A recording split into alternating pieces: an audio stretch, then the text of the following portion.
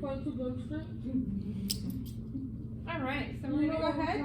If I can get you to go ahead and pay attention up here so that we understand what slam poetry is, and then we'll talk a little bit about it, and we'll have some practice with it here in a bit. How y'all doing? This is Queen David, and welcome to Off Page, a poetry blog presented to you by the Prime Poetry League. And today we're going to be talking about slam poetry. What is slam poetry? How does it work? And why the heck would anyone want to do it? First of all, what is slam poetry? A poetry slam is a spoken word poetry competition. This is not a new concept. This has been done from the age of Vikings to the ancient Philippines to tribes of ancient Africa. Not a new concept. But what we now know today as the poetry slam was actually modernized in around 1984 by a man named Mark Kelly Smith and his cohorts in Chicago when they had like a weekly poetry reading series. And one day he just decided, hey, why don't we have a competition to see who performs the best, who the crowd thinks is the best. And that became the first poetry slam. And since then, we've modernized it, we've standardized it, and how it works today is there's typically 3 rounds. And what poets do is that they sign up to compete, and then judges are selected at random. So you could have the most esteemed poet, veteran of 20 years in the halls of spoken word and multiple degrees in poetry and English, or you could have some dude off the street who just came in for a coffee and just got drafted into it as a judge. It really is that random. And each performance, each round, the poets are judged out of 10 points. So in the first round, let's say it starts out with 8 poets, and those poets are judged out of 10 points, and the top 4 poets with the most points proceed to round 2, and from there, there's more eliminated, and then like the final poets go into the 3rd round, and whoever comes out with the most points out of that reigns supreme. However, there is a mantra, a slogan as well, that is said in many languages across the world in all poetry slams, and it goes like this. The points are not the point. The point is the poetry. Now what does that mean? Well, think of it like acting, because both spoken word and acting are both performance arts. And in acting, it'd be weird to have actors just act. And what does that even mean to just act? They need plots, they need drama, they need some kind of action. They need something to set the stage, to give context for their actions, to give context to their performance. Just like spoken word, all it is doing setting the stage. The competition aspect of slam creates drama, it creates tension, it creates action, it engages the crowd is cheering, the crowd is booing, the crowd is judging. It gives action and it gives purpose, context, drama to the stage that is slam poetry. That is the purpose of the poetry slam. And remember, the judges are taken at random, so don't take it to heart if you get eliminated in the first round, because we've all been there. Because remember, because the judges are random, you might have a bunch of amateurs who have no idea what they're talking about judging you. And you might also have the most esteemed poets, but you know, it's all about your pen game and your performance anyway. So, have fun. It brings the community together, the competition aspects, it drives each other, it drives us to make our pen game sharper, make our performance better. And it's a lot of fun, especially when you're on the winning side, you know. So, check it out. Participate, spectate, judge, perform, compete, and remember, the points are not the point is the poetry. This is Queen David, one poem, one line. Also, Off Page Poetry Blog, presented to you by the Prime Poetry League. Thank you. You gave me a sticky note. I thought I did something wrong because I didn't see if the other 2 ones were. Oh, what am I gonna know? That's like a 3rd grade thing. Okay, no. You get a sticky note. All right. So, we are going to be looking at 3 examples of slam poetry. So on your sticky note, I want you to have a category for 1, 2, and 3, where you're going to be able to have space for a number. So if the poem is really bad, in your opinion, you're going to give it a 1. If it's okay, you're going to give it a 5. If If it's really good, you're gonna give it a 10. Does that make sense to everybody? So for the first poem, you're just gonna write number 1, and then you're gonna give it a score. A 1, a 5, or a 10. Okay. Does that make sense?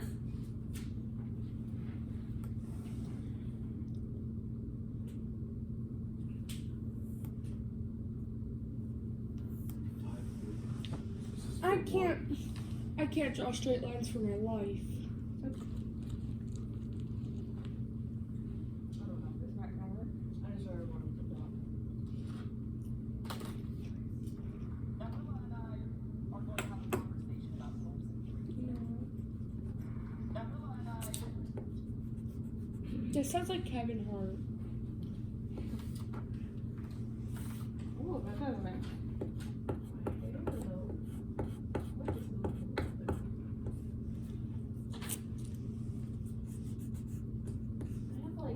Oh, dang it. Dreams, and I hope that you're with us for it because it's an important thing to get right when you're at a critical juncture in your life, right? You gotta look at me, you don't make eye contact, just think of the work. Alright. Now you gotta tell me what you want to be when you grow up, alright? Serious?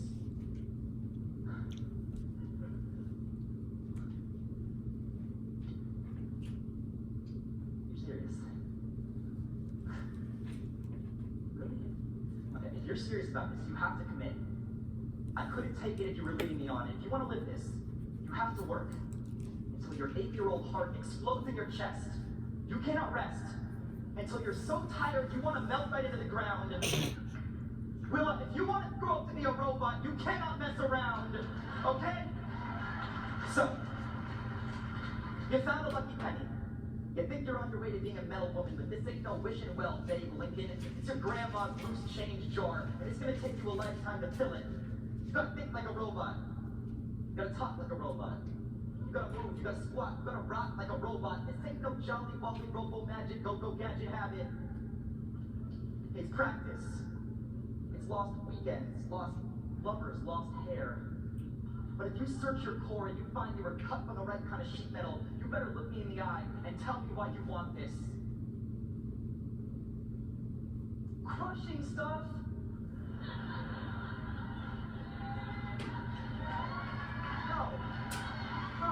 No. Of course you're gonna crush stuff.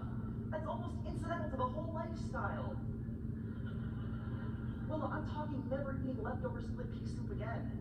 You've got all your favorite meals loaded on a data cards, and every time you want one, you wipe your memory, and it's just like the first time. You can move chess pieces with your mind. Microwave burritos with your behind. You can play movies on your eyelids while you're falling asleep, which you don't even have to do because robots don't have bedtimes. You're a bulletproof cement mixer. You can unscrew your arm at parties and use it to tap jerks on the shoulder. And you can soup yourself up with hydraulics and bounce with cholos in the parking lot. And if someone makes fun of you, it's cool because a robot doesn't cry even though you can still feel deeply. You can do anything you want to do. You don't stub your toe on crap stubs its toe on you. Have I made my point? When you want something so bad, you can crush it in your claw, you gotta make a decision. Are you gonna grow up to be CEO? You're gonna grow up to see 3PO. I know you. You're the kid who picks the silver and gold colored pencils first, rub them down the nuts before you reach for anything else. And I do not give a crap if you're still in 2nd grade, Willa. I don't, I'm sorry. But that is what separates you from the future firemen and astronauts of America. Well, today's career day scout. They're gonna go around the circle in your 2nd grade class and you'll get asked last, and they will laugh. But remember, girl or boy, you got 2 big brass lug nuts and a mug that's anything but cute. And if 3 times they tell you no, 3 times you tell them, does not compute. And someday you'll be dating technology. First, they'll use your butt as a fancy antique ashtray. And then when you get robot hiney cancer, they'll strip you for your parts limb from limb. But you have no mother to cry to. Because robots don't have mothers and your programmer died decades ago. He's gonna make her cry. It's horrible. It's worse than horrible. It's the pits. But if you can live with that harsh reality, the good times will be good, and they will sustain you.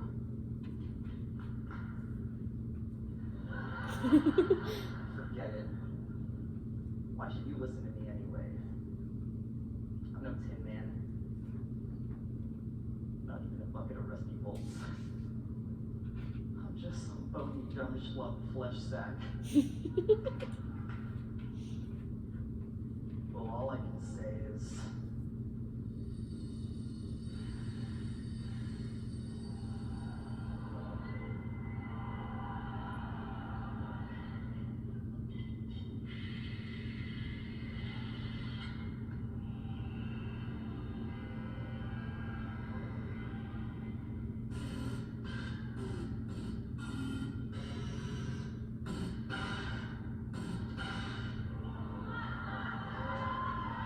Let me tell you something about dreams, kid. This is not a choice. But if you were born with a control panel hardwired to your cranium sallied forth, for every starry-eyed nobody who followed the bright lights to Broadway, for every wolf that ever howled at the moon, you be the droid that fills the void. I can see the glint in your eye, little gearbox. I can see the sparkle in your chest plate. People are gonna call you crazy, a dreamer, Stanley Steamer. They'll say little girls growing up to be robots isn't proper.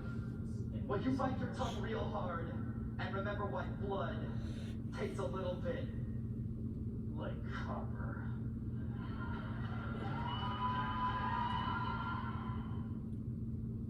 Alright, there's 1. Do we rate that? So you have to rate it. 1 is you did not like it. 5 is it was okay. 10 is, ooh, that's the best thing I ever heard my whole life. Pick one of those. How many of these were we doing? 3. Okay, so there can't. It's not like double. Like you can't have. And Two. you just pick like 1, 5, or 10. Oh, so it's my opinion. Yeah. Oh, okay, okay. So what do you think? Big brain. Either you thought it was really bad, that's a 1. It was okay, 5. I really liked it, 10. That girl really looked like she was about to cry. To be honest. She's Last pretty night I scared. was playing about that. Me too. 4 hours. They can help. This sentence is grammatically correct. Okay, here's the next one. You ready for this one, guys? Let's do some. Dear God of hiccups, I come to you now, white flag of surrender, to please rid my body of these tiny dents, at least within the next 2 minutes and 50 seconds.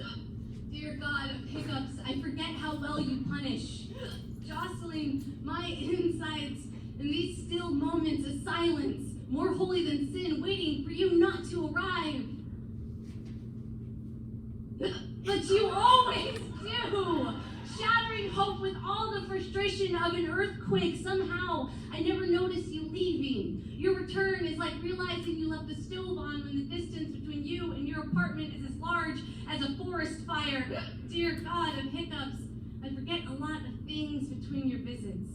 All the air that enters my body disregarded as I exhale, all the seconds that pass uncounted, all the moments spent without thinking the word happy. And even though I am not my most happy when you're around, I know you will leave me. Like all the other mindless moments that go by unnoticed, the moments that don't require any extra attention until they're gone. The first time, it's the last time for anything. The first time you say a stranger's name, simultaneously being the last time that person is a stranger. The last time he wakes up. The last time you call him and he's driving. The last time you fight and it's about Tupperware. The last time you hang up the phone without saying, I love you. The first time fatal collision and impact will be used to describe him. And no matter how long I lay awake waiting for him to come walking through our front door, bright-eyed and bushy-tailed, excited to tell me about all the gods that crossed his path that day. How perfectly beautiful, and you wouldn't even notice. We'd forget about the Tupperware. Talk about the future like we always do. Always did. It's these last moments that are so special because they are unnoticeably fleeting. Like you, God of hiccups. The last time someone says, I'm sorry for your loss. The last time you remember to feel lonely when you're home. The last time you say a person's name out loud.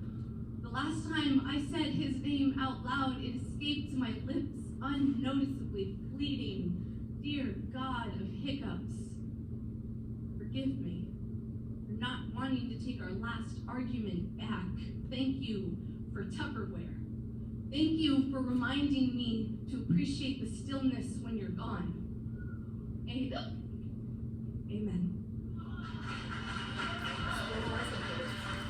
Okay, again, let's rate that one a 1 for A, 5. That's okay. 10, that was really great.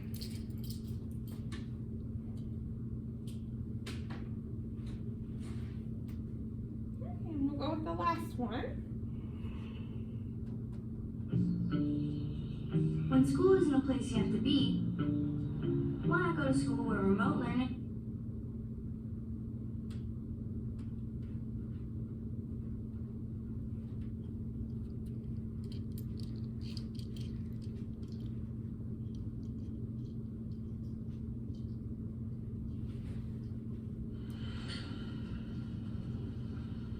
Introducing the new Apple iPerson, complete with multi-touch and volume control. Doesn't it feel good to touch? Doesn't it feel good to touch? Doesn't it feel good to touch?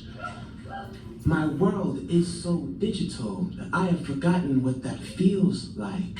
It used to be hard to connect when friends formed cliques, but it's even more difficult to connect now that cliques form friends. But who am I to judge? I face Facebook more than books face me, hoping to book face-to-faces. I update my status, 420 space to prove I'm still breathing. Failure to do this daily means my whole web-wide world will forget that I exist. But with 3,000 friends online, only 5 I can count in real life. Why wouldn't I spend more time in the world where there are more people that like me? Wouldn't you? Here, it doesn't matter if I'm an amateur person as long as I have a profile. My smile is 50% genuine and 50% genuine HD. You would need Blu-rays to read the whites of my teeth, but I'm not that focused. 10 tabs open, hoping my problems can be resolved. But a 1600 by 1700 revolution, this is a problem with this evolution. Doubled over, we used to sit in treetops. So we swung down and stand upright when someone slipped a disc. Now we're doubled over at desktops. From the Garden of Eden to the branches of Macintosh, apple picking has always come at a great cost. iPod, iMac, iPhone, iChat, I can do all of these things without making eye contact. We used to sprint. We used to sprint to pick in-store blackberries. Now we run to the Sprint store to pick blackberries. It's scary. I can't hear the sound of Mother Nature speaking over all that tweeting. And along with it is our ability to feel as it's fleeting. You would think these headphone jacks inject in the flesh the way we connect. The disconnect power on. So we are powerless. They got us love drugged like e-pills. So we e-trade, email, emotion like e-commerce because now money can buy love for $9.95 a month. Click to receive the checkout. Click to X out where our hearts once were. Click. I've uploaded this hug. I hope she gets it. Click. I'm making love to my wife. I hope she's logged in. Click. I'm holding my daughter over a Skype conference call while she's crying in the crib in the next room. Click. So when my phone goes off on my hip, I touch and I touch and I touch because in a world where there are voices that are only read and laughter is never heard, I'm so desperate to feel that I hope the technologic can reverse the universe so the screen can touch me back. And maybe it will when our technology is advanced enough to make us human again. Whoa.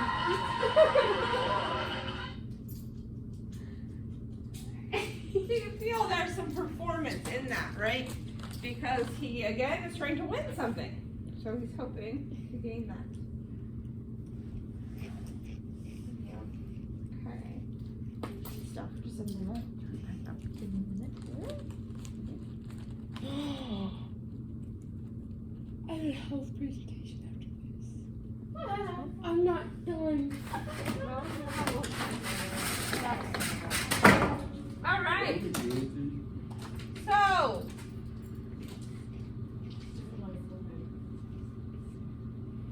Russ, what did you have for 1? 5. Same. Okay, so everybody had 5. Oops. 15 divided by 3 is 5. I already know that, but I'm going to make my calculator for others. 6. Okay, number 2.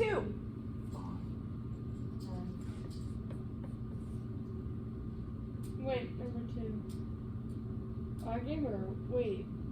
Yeah, I gave her a 1.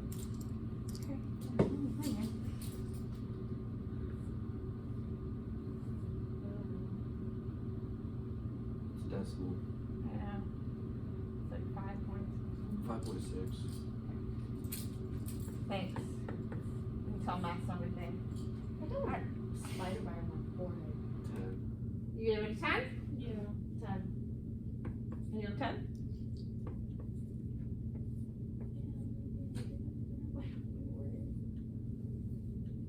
Alright, so it looks like the winner is 3, right?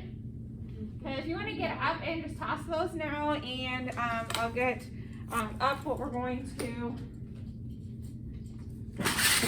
next quickly, and then you'll have the rest of the time to work, okay?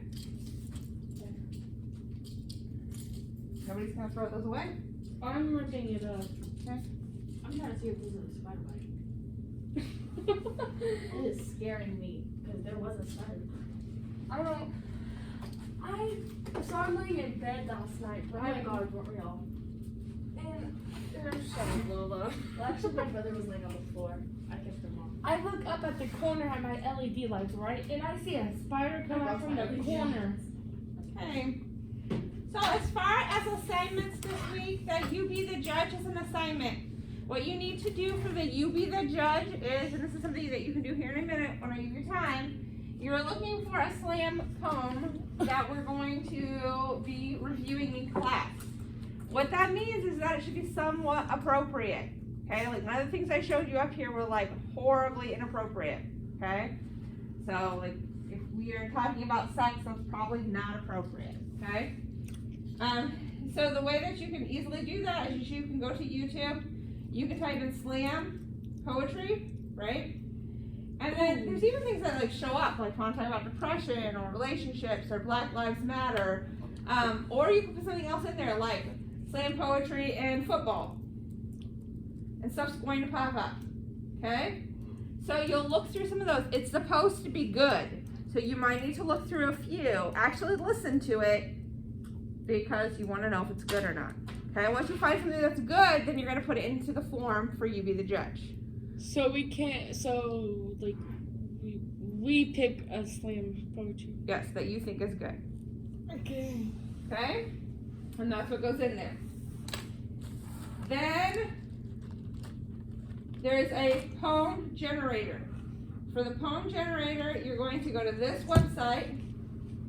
You're going to pick one that you want to do. And then, so it's like happy. What gender is the person in the poem about? I want mine to be about a girl. I want my poem to be angry. Something belonging to a person must be singular noun. So, Chinese food. 2 adjectives describe the above. Yummy. Gross. Juicy. You think Chinese food is gross? I have not eaten Chinese since this COVID started. Yummy Me and neither, to be honest. fresh. I had it once. And finally, what's your pen name? Rel. Woo! What's a pen name? It's like what you call yourself. Oh. You can just put your regular name in too. Dumb. Poem by Burrell.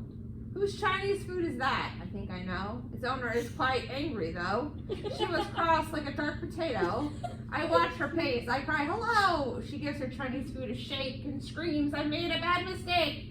The only other sounds the break of distant waves and birds awake. The Chinese food is yummy, fresh and deep, but she has promises to keep. Tormented with nightmares, she never sleeps. Revenge is a promise a girl should keep. This is actually pretty good. I like this one. I could get rich off of that.